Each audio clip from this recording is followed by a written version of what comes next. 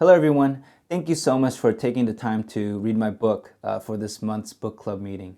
It was a pleasure to answer some of your questions, and I really enjoyed reflecting on my own learning with this methodology since writing the book.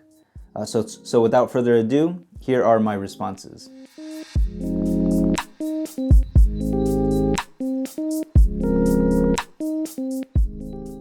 This is a great question. I don't think the vision has changed too much. I still believe that it's a powerful tool, a human methodology, a human-centered methodology of mindsets and practices that are valuable to all of us who live in this world of constant change. However, what I've realized is that design thinking is only as effective and helpful, or even ineffective and harmful, as the person or the group of people using it. As the designer Jennifer Daniel pointed out in her speech, design is not good unto itself. Design is, in fact, neutral. The results of using design thinking depends on how we use it. And this is what I've noticed when using design thinking in my own life and work. I truly believe design thinking can help solve impactful problems. However, there are some dangers when there isn't self-reflection and personal awareness. So first is the power dynamics between the design thinker and the people they are helping.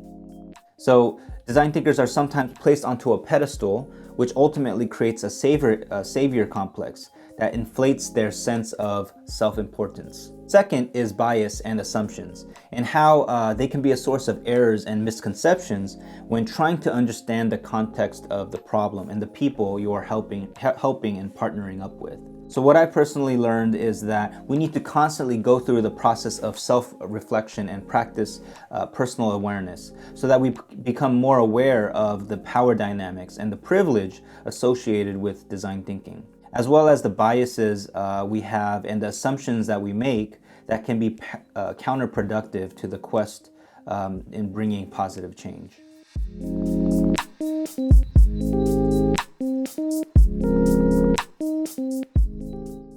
What I found most effective is actually modeling the process of reflection for my students and thinking out loud when I am reflecting. So usually when students are involved in problem-based projects, I go through the design thinking process with them, modeling the different design thinking practices and mindsets. As I model, I am demonstrating these practices and also drawing attention to my thinking and the techniques that I'm using. So for reflection, I'm demonstrating how I personally reflect on my learning within the context of the problem-based project, showing students my thinking process when reflecting. The more you model and have students see it as just part of the process, they will see it as an expectation, almost as a routine, something that's essential to learning and creative problem solving. One thing to try is when you see a great example of students identifying a new learning through their own reflection, bring attention to it to the class and demonstrate how that new learning can help the student progress in completing their problem-based project. It becomes tangible.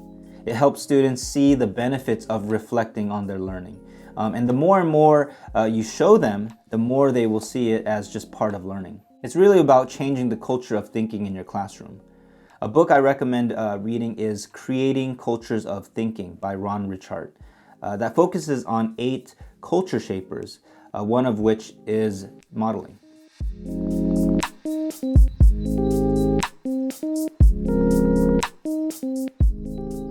I think in general it is important to place emphasis on all the design thinking practices and mindsets because each one is truly crucial to creative problem solving and creating that innovative, innovation-friendly culture.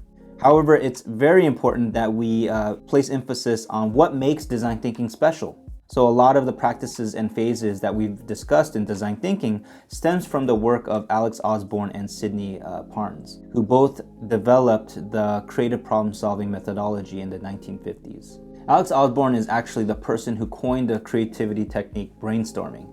Design thinking is an extension of their work.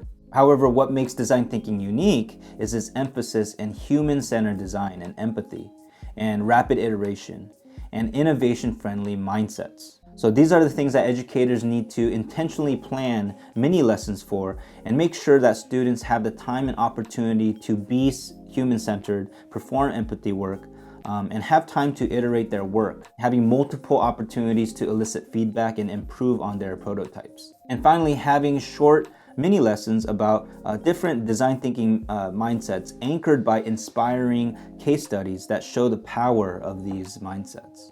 However, if you're starting out in integrating design thinking within a current unit project, I recommend focusing on one or a few of the design thinking phases and mindsets.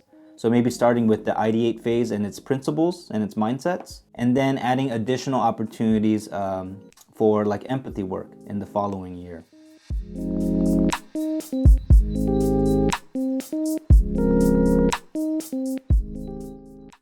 I think this is what is great about project-based learning. So according to PBL Works, it's an approach where students are actively engaging in real-world and personally meaningful projects.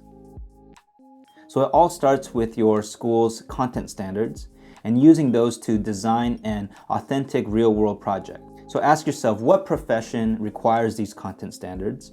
What project does this professional do that requires these content standards? So in this way, we are providing students with a real-world context that requires them to gain a deeper understanding of the content knowledge, a context that provokes them to ask questions and answer questions through investigations, and then use their new learning to come up with more sophisticated ideas. So project-based learning is exposing students to new real-world experiences. It is very difficult to be creative or creative problem solve when you don't have a context. So imagine if you're asked to design something without any context. We would all probably come up with superficial designs.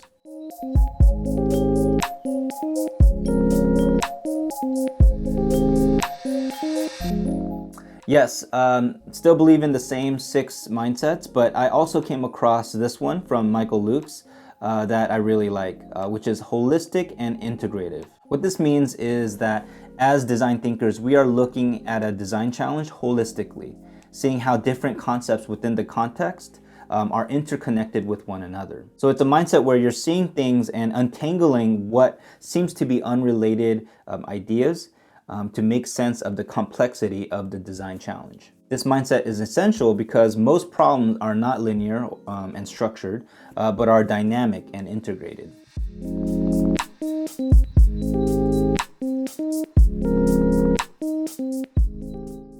A great way to encourage self-awareness and social emotional awareness during the design thinking process is to incorporate 2 phases of liberatory design, the notice phase and the reflect phase.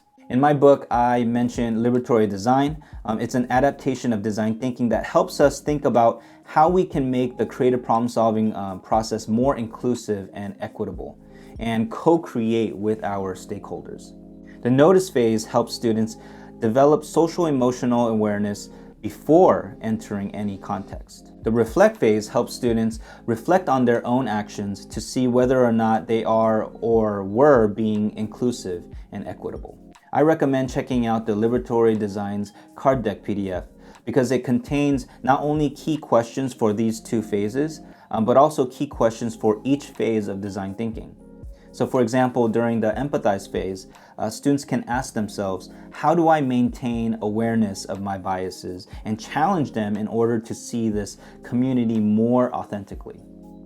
So this PDF also includes the mindsets like recognize oppression and practice self-awareness, and shows why these mindsets are so important for equitable and inclusive design, and how to develop these mindsets through questioning.